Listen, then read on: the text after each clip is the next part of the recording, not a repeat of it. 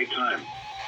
At 11:38 p.m. Eastern Daylight Time, a severe thunderstorm capable of producing a tornado was located near Murphy, moving east at 40 miles per hour. Hazard: tornado and ping pong ball size hail.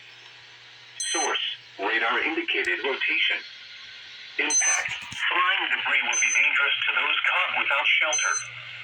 Mobile homes will be damaged or destroyed. Damage to roofs, windows, and vehicles will occur. Tree damage is likely. This dangerous storm will be near Hayesville around 11:45 p.m. Eastern Daylight Time. Other locations impacted by this tornadic thunderstorm include Shooting Creek, Tusquity, Marble, and Brasstown. Take cover now. Move to a basement or an interior room on the lowest floor of a sturdy building. Avoid windows.